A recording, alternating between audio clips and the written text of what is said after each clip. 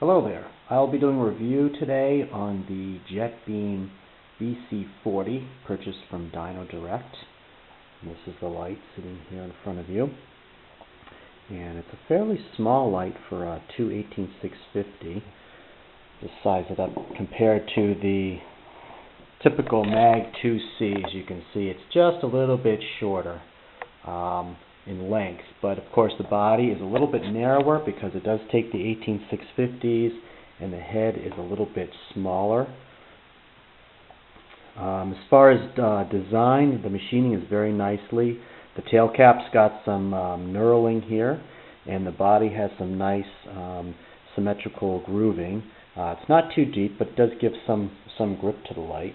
And the head has got a few fins on it, some stylish here, and probably also to help for heat sinking. And towards the bezel here, again, there's a little bit more knurling here, although this bezel does not come off. So this light is running in a Cree XM-L. You can see it there. It's quite a deep reflector. This reflector, I believe, is aluminum, and it is slightly textured there. So we'll have a smooth beam, but given its depth, it will have pretty good throw. So let's load it up. As far as the tail cap there, you can see it's activated by tail cap. It feels pretty good. And it can tail stand because that does sit flush, which for some people is quite nice to have. There it is sitting there, and it's pretty stable, although the head's a little bit big, so you don't want to bang it and knock it over. So as far as loading, it's pretty basic. Just unscrew the tail cap, and the threads come nicely lubed. They're nicely machined, pretty deep. And there's one O-ring there. So I'll be using 2 Trust Fire Flame 18650 cells here. They are fully charged, so they load in with the positive towards the head. And there's a little spring on the driver there, so there's a little, as you can see, there's a little bit of springy action there. Tail cap goes on, and it screws on. Quite a few revolutions to get it cranked shut, but that's good because it'll be nice and secure.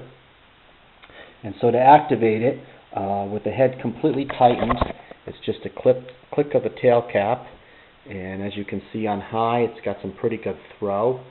This is just indoors, of course, but outdoors it's pretty impressive.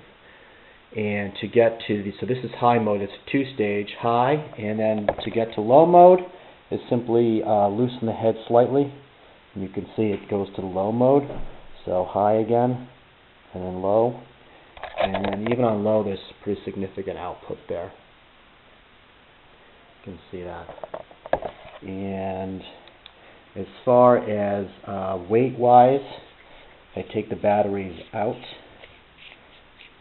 Before I do that, let's measure tail cap current. So with the light on full blast here, I'll get the leads here, and we can see how much current this thing is going to be drawing.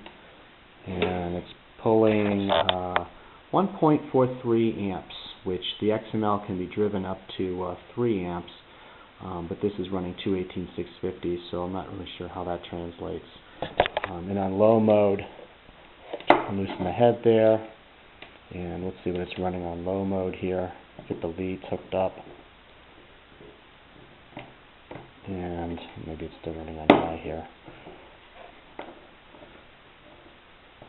On low mode, as you can see, it's running at one second here.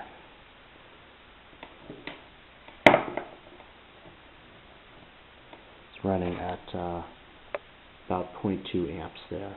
So that's the output. And weight-wise, it's a pretty hefty light, not too heavy, but it's got some good weight to it.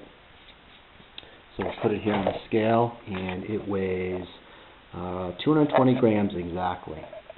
So there you have it. It's a very nice light from JetBeam. Price-wise, it's a nice price point. As far as budget, it's fairly small, but does run 218-650, so it'll have pretty significant run time. And small enough to actually slide in your pocket. It does come with a holster, and I came in a box with a couple of spare O-rings. So there you have it. And the lens, I forgot to mention, the glass lens does seem to be have this sort of purplish hue, so it's a coated lens, which is supposedly, I guess, helped to allow for more transmittance through the glass. So a very nice flight, well worth the purchase. I would highly recommend it. Thanks for watching.